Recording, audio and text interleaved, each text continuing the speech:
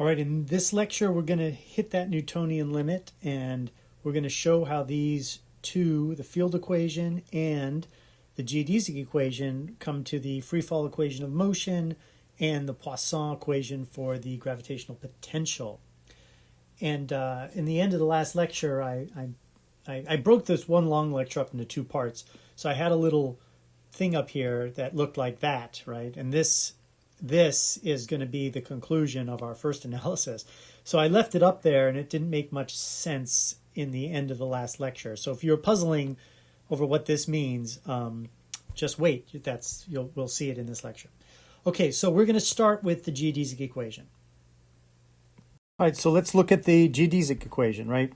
So, wow, this one reduces really quickly because this statement right here, what is it? This statement right here that, hold on, where'd it go? Oh, I guess it's right here. So this guy, dxi d tau, much less than 1, right? dxi dt, much less than 1. This term it's not, you can't ignore it totally, but it is small.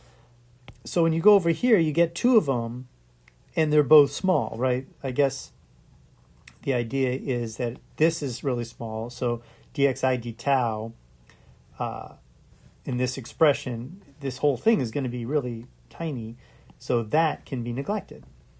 And so we can neglect these two terms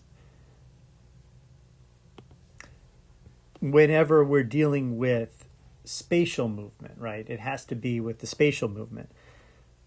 Maybe, did I make that clear before? Did I make it clear that... I don't think I did. I don't think I said this with great clarity. Here, this expression has to be... This is a 4-vector, right? So you have dx0 d tau, just like that. And then this dx0 part, right? This guy becomes, we're just going to call it dt d tau. So what we're basically saying is that all of these guys are much less than this guy, right? So in the relativistic limit, tau and t become the same. So this kind of goes to 1, and these guys have to go to 0. So each of these guys can be treated as though they're 0 in the non-relativistic limit, and this in the relative limit is actually going to creep to 1 in units where c equals 1. So with that in mind, when you look at this, when you look at the geodesic equation, all of the spatial parts of this are 0, and you can just get rid of them. So this is going to turn into something much simpler. I just noticed these partials probably should be full derivatives. Right? These should be d, d, d, and d. And the reason is that x alpha is a function of just tau, right? So it's really only one derivative to take there. Did I make that mistake over here? Let me see, did I write down? No, see, I got it right here. Whoops. Here I actually wrote it correctly. Okay, so this is the expression. I could write this, by the way, as x double dot mu plus Christoffel mu 0, 0, t dot squared equals 0. That's a convenient way to write it. You just got to remember in this case that these dots represent derivatives with respect to tau, right? Okay, so that's a huge simplification, right? This non-relativistic limit is really already, this slow-moving thing is really already chopped out almost every Christoffel symbol that might matter, except this 0, 0 Christoffel symbol, right? Because this is actually d tau, dt d tau is not small. It's the other terms that are small.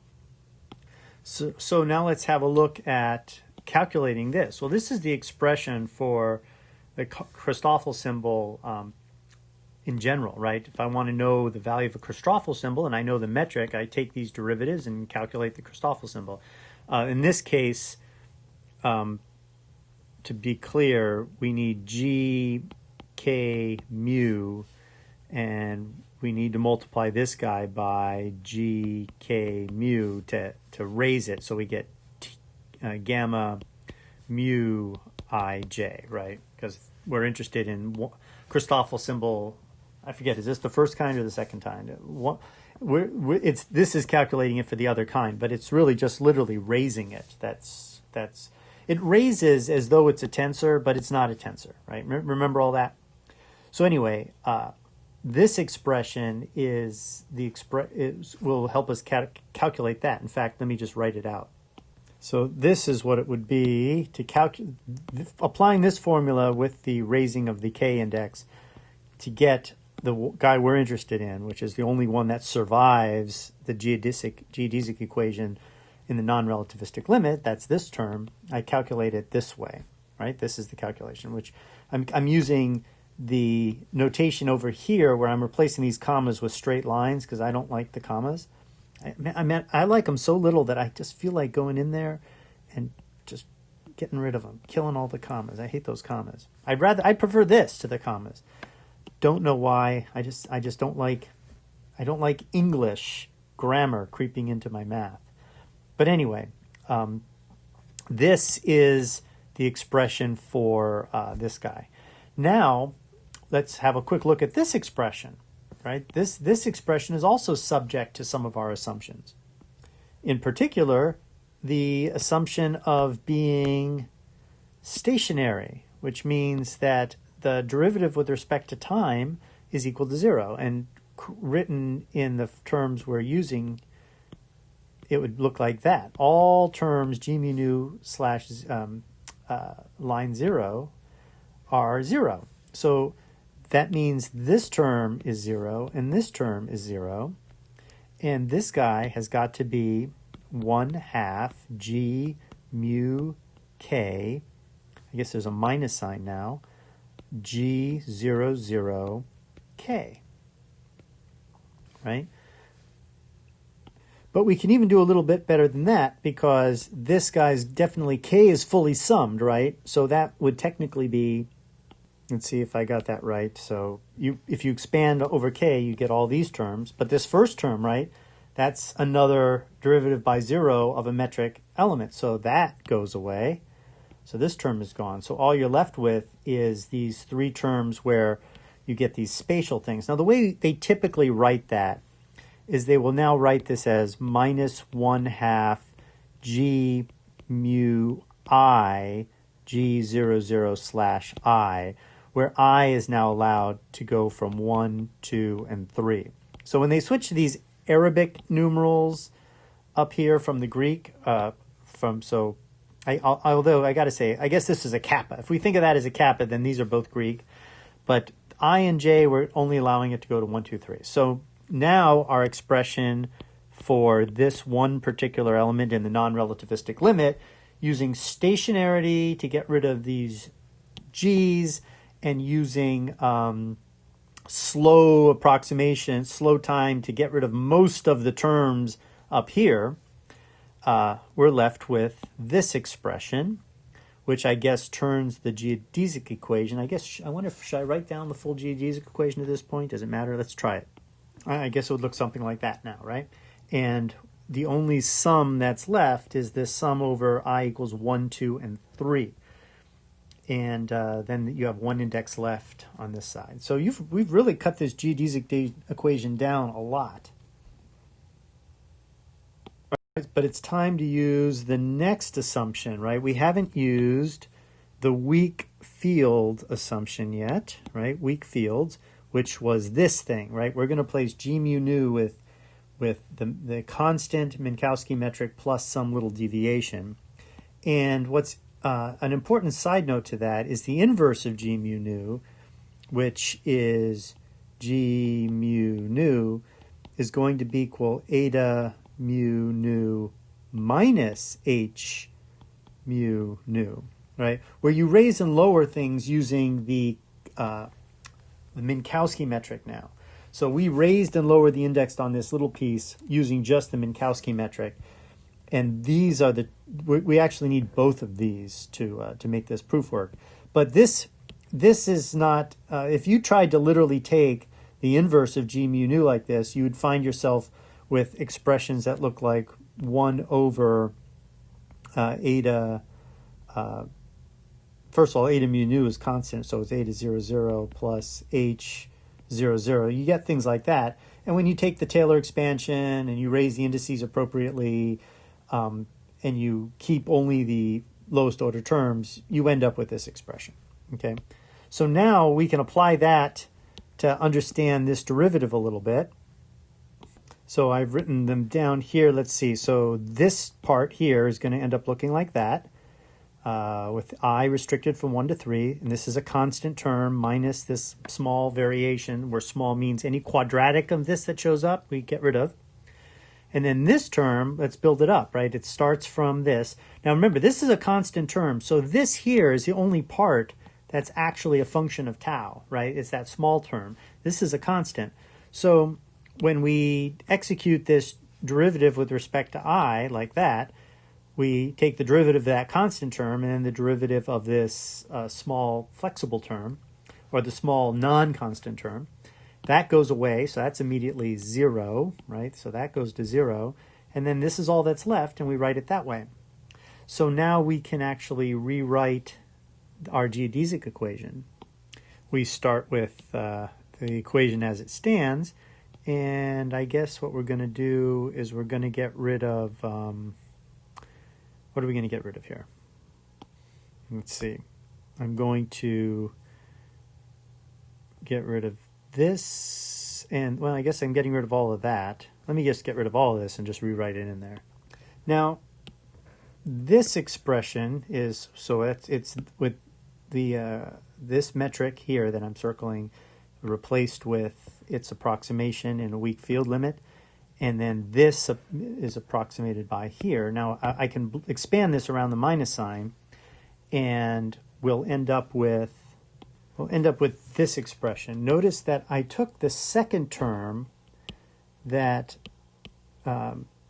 has this h times this derivative and eliminated it, just got rid of it. I got to say I'm not too happy about that, in the sense that this is known to be small, so quadratics in that squared are considered small. This is a derivative of something that is in principle small. On the other hand, the derivative of a small quantity is not necessarily small, right? What we're saying is that the spatial variation of h00 is small, and therefore it behaves the same way as these perturbations from the flat space metric. And therefore, if I multiply the small perturbation by the small variation, I get something I can ignore. So I actually think that this is a little bit of a different assumption of the weak field. If that's a perturbation in the weak field, we're also assuming that that perturbation's change is not too rapid. Because if it was rapid, even if you had a very small perturbation, if its change in space was extremely rapid, that would imply a non-weak field. So I think we need a slightly extra understanding of weak field beyond just we have the flat metric and a small perturbation. We also kind of have to say that this small perturbation, as small as it is, it doesn't change very quickly over time, meaning that I can take a small perturbation's derivative, spatial derivative, it doesn't change quickly over time, definitely, because it's stationary, right? So we know it doesn't change at all over time. It doesn't change much over space either, right? And that's, I think, the logic of getting rid of that term. The book that I learned this from, now that I'm reviewing it very carefully, didn't really say that. It just sort of said, hey, these guys are small, and if you ever see them come up in a quadratic form, just ignore it. But that's not really what this is. This really isn't the quadratic form of a small perturbation. It's a small perturbation times the variation of a small perturbation. So, but I'm still okay with it, because the variation of a small perturbation over space needs to also be small. Otherwise, it's not a weak field, right? Okay, so anyway, we end up here. So our geodesic equation has been reduced to this, right, where we've eliminated all of these cool sums and we're left with this guy. And that means the only relevant Christoffel symbols are 0, 0, 0, gamma I, 0, 0, where I runs from 1, 2, and 3, right? 1, 2, and 3. So those are the only things that matter. So we can actually blow these up because now we also know this formula for every one of the Christoffel symbols that are not 0. Anyway, there's only 4 that survive what we've done so far, right? And those 4 are described this way. There's that perturbation, spatial perturbation thing we were just talking about. So I can blow this up and I can calculate this and this. So let's do that. This would be minus 1/2 eta, or Minkowski metric, 0I, H, 0, 0, I. So what's left here is this summation over I. But remember, I only goes from 1, 2, and 3, right? So I is not allowed to be 0 in this case. So the reason that's important is because that means the only values of eta that show up in this are eta 0, 1, eta 0, 2, and eta 0, 3. And if you know anything about the Minkowski metric, it's diagonal. So these are all off diagonal elements. So this whole thing is 0, and that element equals 0. So we've already eliminated yet another one, right? And then just to make sure that that doesn't confuse people for gamma, right? That's a 0 there. This next one, that is, so this expression, so there's 3 of these, right? So I substitute this I in for mu here and mu here, right? Let me blow this up, right? So these two mu's become i's the way I've written it. The problem is now I have to change that dummy variable from I to j. So now I've changed it to j. That's just a dummy variable. So I changed it from this I and this I changed that to j, and that's why they're j's all of a sudden. Otherwise, I have 2 i's because I made the unfortunate choice of putting an I there, which jived with this dummy variable there. So so now I have this expression, and we sum this guy over j, but obviously only the diagonal elements are going to actually matter, meaning the only value of this sum, there's a 3-term sum term here, j equals 1, j equals 2, and j equals 3. The only one of those that's going to survive is when j equals I, for the exact same reason as this. The others would be off diagonal. So I could write this as this expression, right, where I replace the j with an I, and that ultimately is just 1/2 h 0, 0, I, because eta I is always going to be 1, because the only one that's not is eta 0, 0, which is -1. But remember, I is going from 1 to 3 only, right? So this expression is the only one that can possibly survive. All right, so with this, we can now we go back to the geodesic equation here. And remember, there's 4 of these equations. We can write down each of these 4 equations using our new calculations for the only surviving Christoffel symbols. So I'm going to do that now. And here you have it. These are the 2 equations. Now the first one is pretty straight up because remember, h0 is t, right? So we can replace that with t. And here's what we always know is that this means that t is some constant times tau plus some other constant, right? So I could write that as the coordinate time is equal to the proper time. It's the 0 of coordinate time is some arbitrary number c2 in proper time, and the rate that we measure coordinate time differs by a factor of c1 from proper. It's a scaling and shifting of the proper time, that's all that's left. That's all that can be. With all of these assumptions in place, we've eliminated much of the distinction between coordinate time and proper time. Now, the second equation, the first thing I should point out about the second equation is you'll notice that there's an up index here, and then there's a down index here, and that doesn't seem right, right? You would think, oh, you can't, this all should have one consistent set of indices. But this is not a tensor equation, right? This is the component. This is a single number here, right? This is the derivative of something evaluated at a point, at a place, right? This is not a tensor. This is just a number. And this is the second derivative. It's a value too. The tensor nature of things is sort of long gone here. So these are just numbers now. So the fact that you have an up index, and they're not even space-time indices anymore because zero doesn't even count. So all bets are off as far as the up and down, covariant, contravariant thing. This is just a differential equation, and it's a number. All right, so I should be able to use this first expression to come up with the derivative of the coordinate time with respect to the proper time is just some constant, which I'll call C1 here, which what I have called C1. And the square of that derivative is C1 squared, right? And that's dt d tau squared equals C1 squared.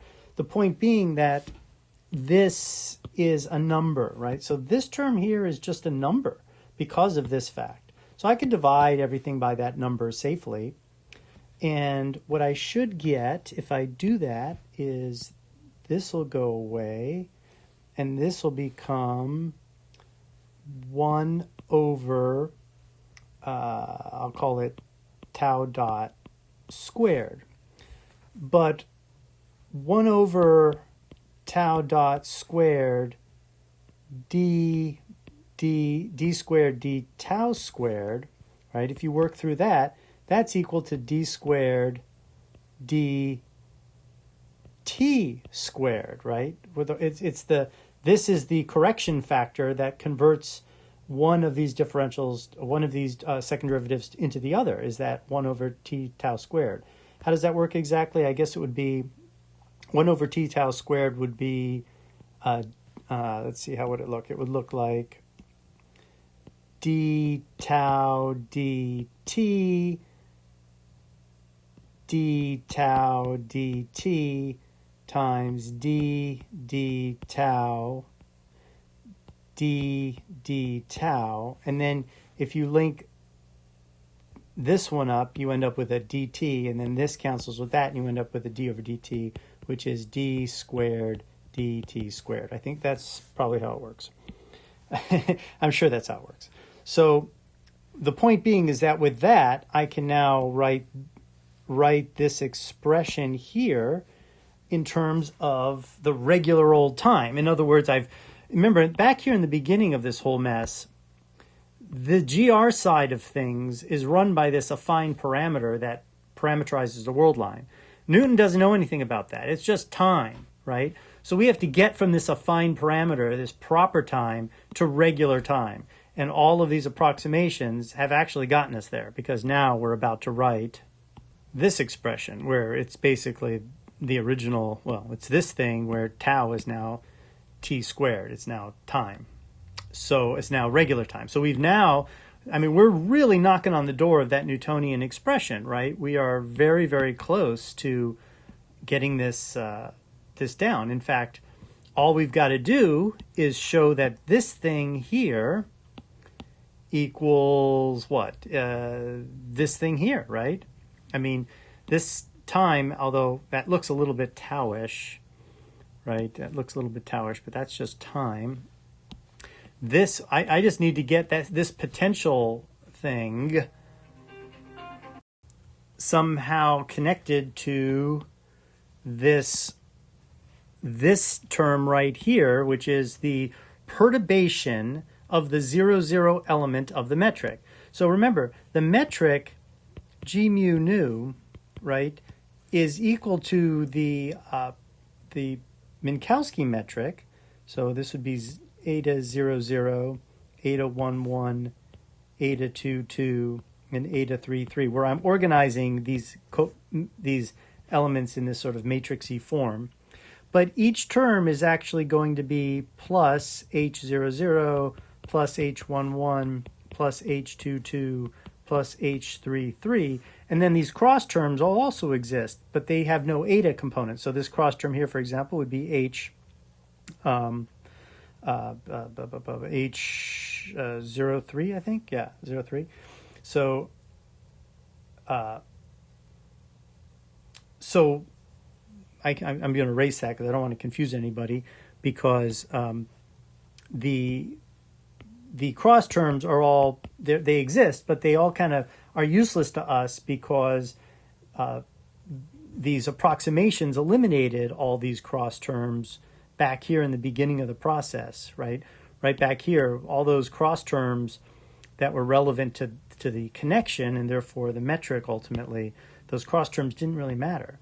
So the ones that do matter, though, that are left, right? The only cross term that's left is this guy and its spatial derivatives, right? So that's the thing that's left. And somehow that thing has to be, this fact here, this particular element of the metric has to ultimately be connected to this Newtonian gravitational potential. And there is no direct connection, right? This thing here is related to this straight up, and this expression here is the classical expression where this must be the potential. So we're literally going to set them to be equal because they have to be. This is the classical expression for something. H00 is a function. This is the gradient of that function, right? So for this to be zero and it to be a theory of gravity, then that has to be the potential, the gravitational potential. And that's exactly what our next step is going to be. So first thing, take note of the result in Newtonian gravity, right? So these are the two things we're dealing with. So clearly for this to actually be, for this to be a Newtonian limit of the general relativity equation, well, of the geodesic equation specifically. Remember, all we've used, by the way, is the geodesic equation, right? We've just used the what amounts to the equation of motion of this system, the geodesic equation, and it's that we've been beating back with the Newtonian limit. So for the geodesic equation to result in the same equation of motion that you find in Newtonian mechanics, these two things have to be the same. And for that to be the case, then this is the identification, which means that G00 must equal, let's see, minus 1, which sometimes would be written as minus c squared if you're not in our natural units, but it has to be minus 1 minus 2, let's see, it's going to be minus 1 plus H00, so it's got to be minus 1 minus 2 phi like that. So I guess you could write it as minus 1 plus 2 times the potential. So that tells us what G00 has got to be. All right, so after all of that, what we have done is we have shown that this equation in GR does in fact limit to this if we establish a few key relationships, namely that, well, I guess the key thing we had to know was this fact right here, right? That sort of links these two together. So that's one thing. Now, our real goal was to kind of figure out K, because this is about the Einstein equation, but all this Newtonian limit stuff is kind of related together. So now we're going to work on this part, which is going to land us with K. All this work is sort of for K, but this Newtonian limit stuff is very important anyway. So now I'm going to take a slightly different approach. I'm going to actually just to show you that you're now capable of dealing with these questions, we're going to go right to the Wikipedia page, right? So here in the Wikipedia page, let me, they have a derivation of Newton's law of gravity from the general relativity. And here, they use the same approach that we just did. They say, look, you've got an equation of motion. You've also got this equation for the potential, right? And we've done much of this already. One thing that they do that we need to cover real quick is they convert the Einstein field equation into what they call the trace reversed form, I can't shrink this to get there, but it's called the trace reverse form of the Einstein field equation. And that's a pretty simple process. Let me show you how it's done. You start with the actual field equation, and then you fully contract all of the indices. So what you're going to do is you're going to raise an index and then contract what's left, raise and contract. So that's equivalent to multiplying this whole thing by g nu mu, right? You multiply that side by g mu nu and this side by nu mu. Not that it matters because it's symmetric. So you do that and you end up with this first thing that fully contracts, gives you an r. The second thing that fully contracts is really, it's g contracting with g, which is the dimension of the space-time. So that's 4. The 4 cancels with the 2, leaving minus 2r. And then you get this constant k, and then t gets fully contracted into some scalar number that's really essentially the trace of t, and we just call that t. So t is the full contraction of the stress energy tensor. And this leads us to, what does it lead us to? It leads us to r equals minus kt, which looks like some kind of wacky thermodynamics expression. The gas constant is minus Boltzmann's constant times time or something silly.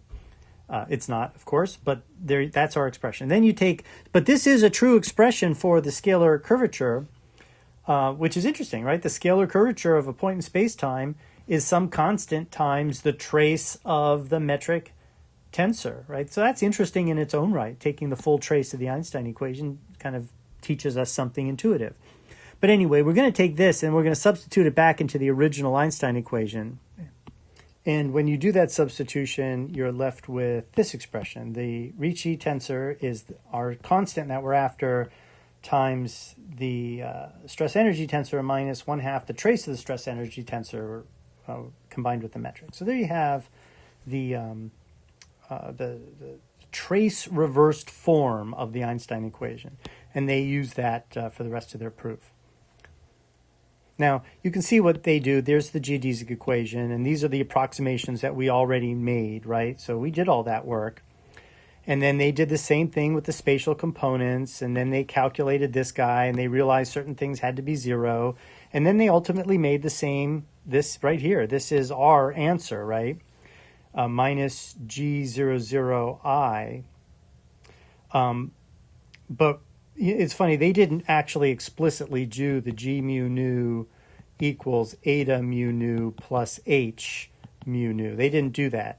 They're solving directly for this, and then they say, oh, that's satisfied by letting it equal this. That's a little bit big of a step. First of all, they use c squared instead of c squared equaling 1. They don't do that. But also, it's not obvious that this is the remnant of the this is the contribution. This part here, the c squared part, is the contribution from the flat space metric in non-natural units. And this part here is the perturbation of it. So our method kind of brought that out to the forefront.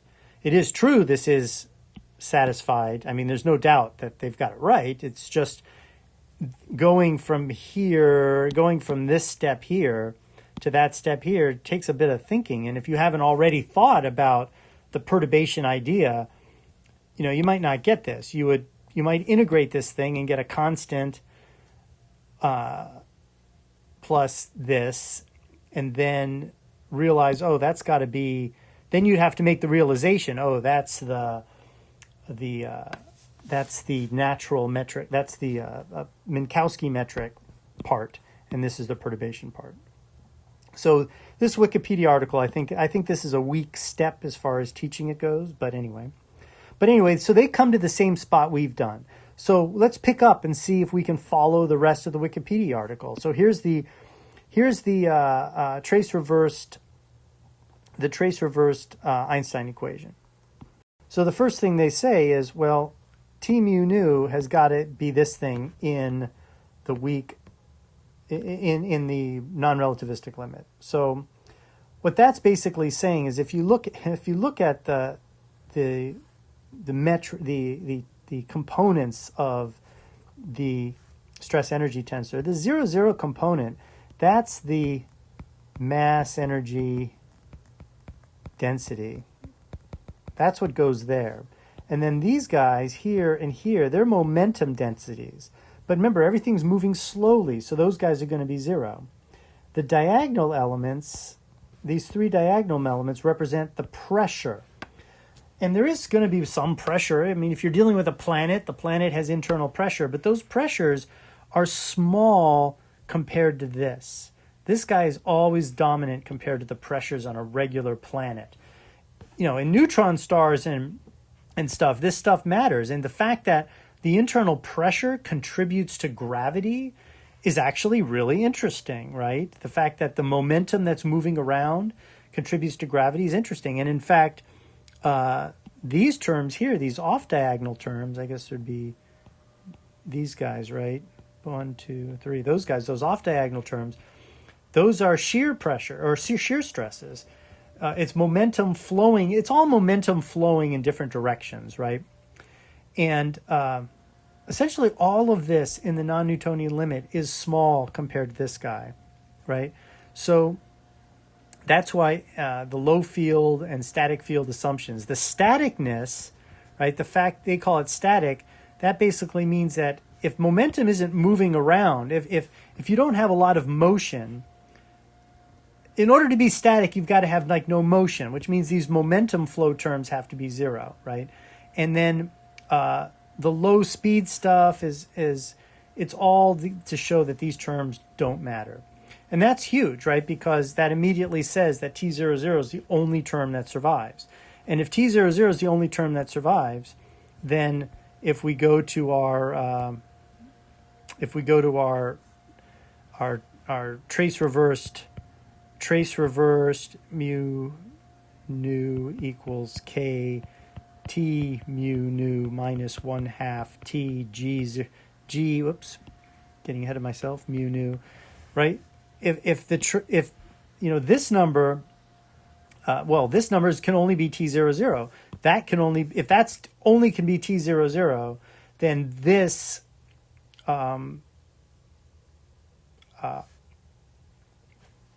so these are the expressions that are left if T00 is the only element of this that survives all of these weaknesses, right? So we focus on let's focus on this guy. Let's focus on R00, which is what they do, right? R00. And, well, what they don't tell you really is how this is built, right? They don't really dig into the structure of this stress energy tensor for the situation we're dealing with, right? And the situation we're dealing with is we just have matter density. That's all we got, right? And so there is a way of building a stress energy tensor if all you have is matter density. And the way you do it is you write the stress energy tensor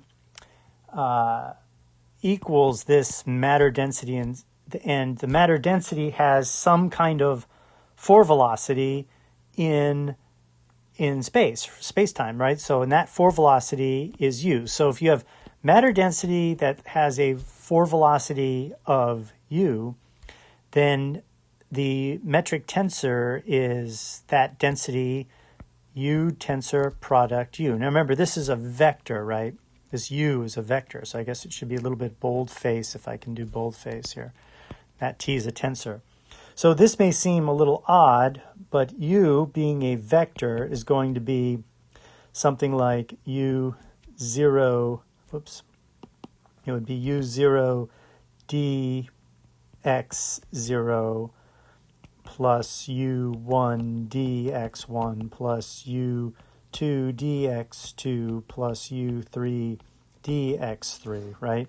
And so you're taking the tensor product u tensor product u is clearly going to equal something that looks like u0 squared dx0 tensor product dx0 plus u0 u1 dx0 tensor product dx1, etc., etc., etc., right? So this is, so you can express a tensor without, this is, without using a coordinate. You're still in the coordinate basis, but you're using two vectors that describe the floor velocity of this thing, right? So that's how you if all you have, like in the Newtonian world, that's all you've got, right? You've just got matter density, and it's got some floor velocity, right? Well, it's got a velocity, and we turn it into a floor velocity because it is general relativity. Well, I guess the way to say it is, in general relativity, if all you had was matter density, it would have a floor velocity. And that's, in the real world, that's kind of a crazy assumption because we know that pressure, for example, affects the stress energy tensor, and the flow of momentum and stresses and the way momentum flows also matters. But because it's got kinetic energy, right? So, but in Newtonian physics, none of that matters for what we're dealing with. So we can just assume that all we have is a matter density, and this is the structure of the stress energy tensor. If we do pull it into coordinates and blow it up the way I described, you would write it this way. You would say T mu nu equals rho, and then you have the floor velocity components. You have u mu u nu, right? And that would definitely be dx, whoops, hold on. Well, I'm writing this in the contravariant form, so it wouldn't be dx, right? It would be partial mu tensor product partial nu, because I chose to write this in the contravariant form up here. Actually, this doesn't really make sense either, right? Because the part I just moved is a true tensor because I put this basis vector. So I have to really include that basis vector here too. Partial mu tensor product partial nu, right? But what we typically do is we don't include these on either side, and I just say the components T mu nu is rho times the floor velocity mu component, the floor velocity nu component. All right, so that is our ultimate, that is our expression for the dust, right? So now we can ask ourselves, all right, what does the energy density look like if I am in the frame of the moving material, right? So if I am in a little laboratory and I have a velocity u, I'm moving along with the particles around me. So to me, they just seem like they're standing still, although together we're all moving through time. So what is the energy momentum density in that circumstance? And we already know how that works because we talked about how to extract that. You put the lab, you'd contract this with the lab, and the lab happens to be moving with the fluid, so you contract it with u.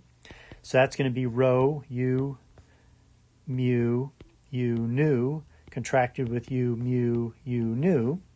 And each of these is c squared, right? C squared. Now in our units that would be 1, right? It wouldn't be a thing. But in there they're not doing that, right? He's clearly in his work he's keeping the c to the 4th. So this becomes rho c to the 4th, right? Rho c to the 4th. And because we put it in the we put this in the field where we are totally stationary with the relative motion of the matter, right? And because of that, this has to be the T00 component. The entire value of this has to exist inside the T00 component, which is why they put it right here in the first slot of this diagonal. There's no other place it could go, because u is going to equal C0, 0, 0, right? So if that's the case, this entire value has to land in T00. Okay, so that explains this expression right here, right? So what's the next step? Well, let's see. The next step is they want to calculate the trace of the stress energy tensor, because that's an important part of this inverted, this trace inverted Einstein equation.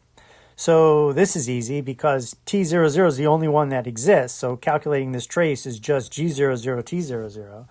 But g00, we've already kind of calculated before, right? G00, right, we decided was equal to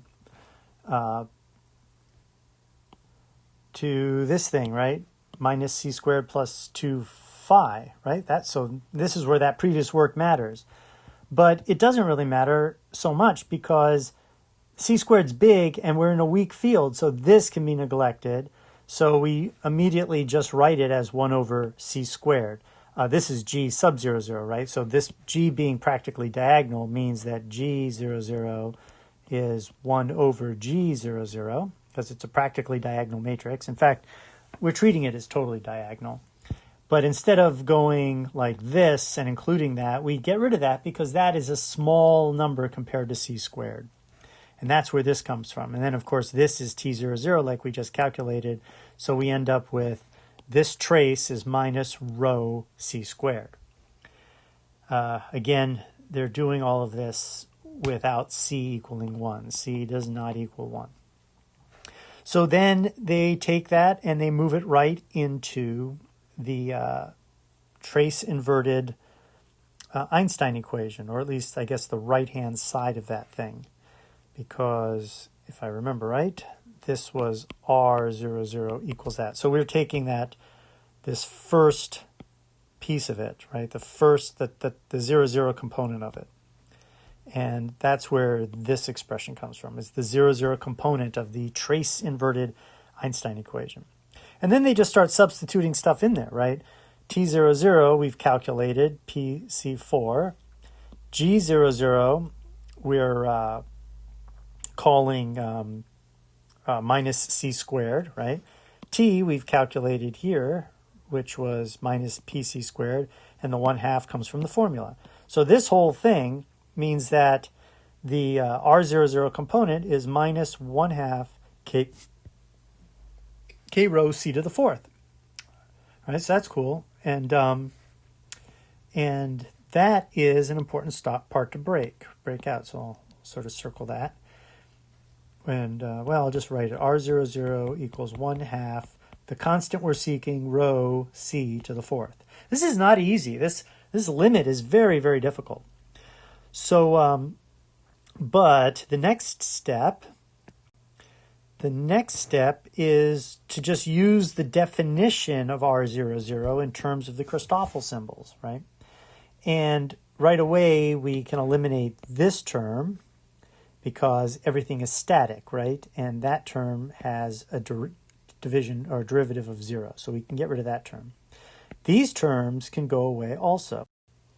And these guys go away for this reason here, right? All of these terms, we've decided they were constant plus a small amount of deviation, right? For example, 0, 0 in this case. And that small amount of deviation will take the derivative. The derivative will kill the constant part, and the small amount of deviation will take the derivative. And then for the same reason that this is a weak field, we don't believe this is going to rapidly change. So every surviving term under our weak field approximation is going to be quadratic in one of these little changes. And therefore, anytime you see a connection coefficient times another connection coefficient, it's just going to be the sum of a bunch of quadratic forms, H0 or HABC times HDEF, and they're all going to be small.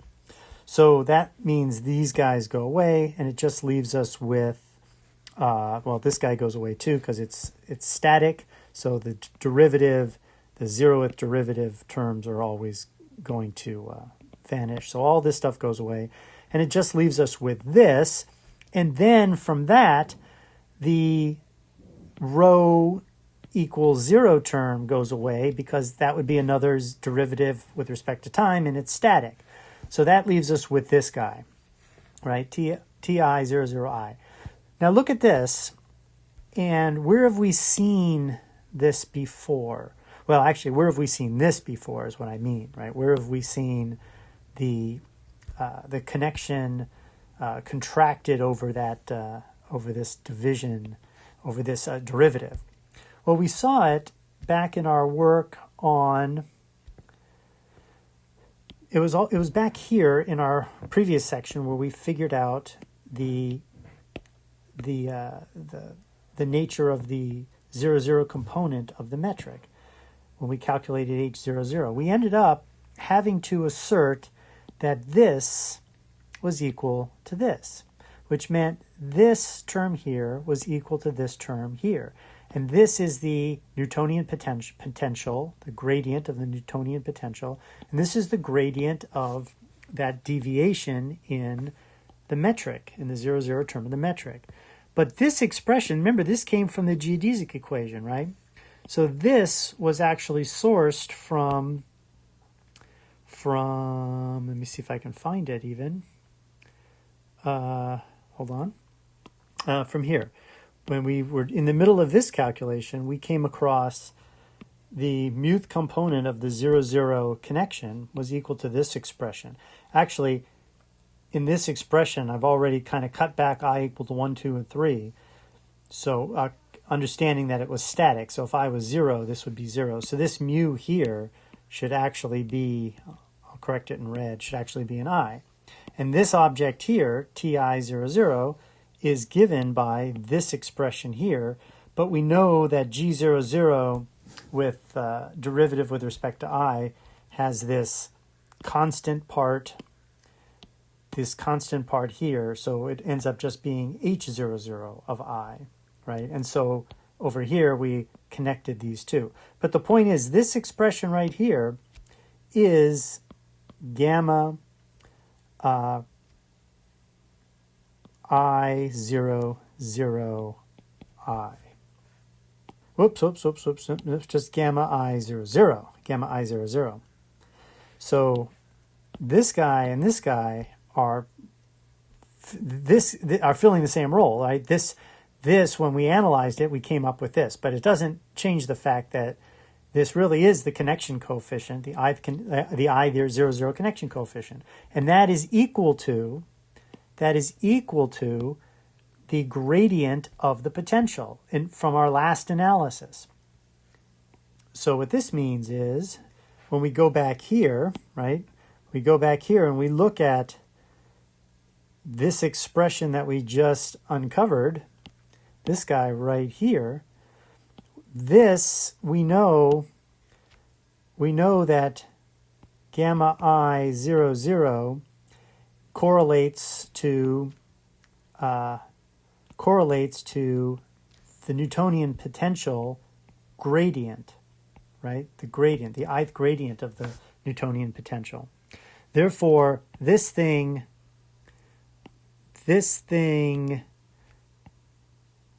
take its gradient, then that's going to be the second gradient, or the Laplacian. And that's what this is, right? Well, it's really the divergence. You're taking the divergence of a gradient, and you're getting the Laplacian. And so that is this object right here. So I can equate these two. So I'm now equating the divergence of the Laplacian to the gradient of this one particular Christoffel symbol. Well, and remember, it's really the contracting it. So it's actually the sum of three different ones, three different values of Christoffel symbols being summed together. And now I can just finish this out, right? I know that this guy here, right, based on our analysis above, eliminating all of these terms here that went away, right? These guys were gone. So that left with, I should erase this, that left R0, which we then eliminated the zero order term and we got this. That R00, we also know that this R00 is equal to this constant k rho c to the fourth 1/2. So since we know that in the Newtonian limit, this II equals 4 pi g rho, it must be the case that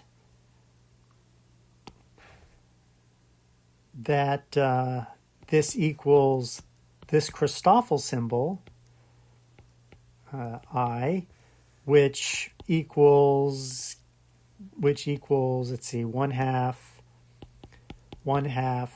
k rho c to the fourth. And that means that k must equal 8 pi g over c to the fourth. Phew. And now in our units, g equals c equals 1, and that's why it ends up being 8 pi. So I'm using Wikipedia, even though it kind of got out of the zone. This was not easy, right? All these a lot of people must have spent a lot of time back in the day really chugging through this Newtonian limit. And but that's where k comes from. And so that is our final explanation of the Einstein equation, right? We spent all our work on the 8 pi, but this stuff, because we'd done so much work earlier, that stuff was relatively easy. And here it lands right there, 8 pi g over c to the fourth. So if you don't have it as 8 pi g over c to the fourth, general relativity is not going to limit to Newtonian mechanics. That's as simple as that. Okay, so that's the Einstein equation. So the next step is, can we solve it, right? So the next lesson is to solve it for something. Okay, thank you very much. Bye.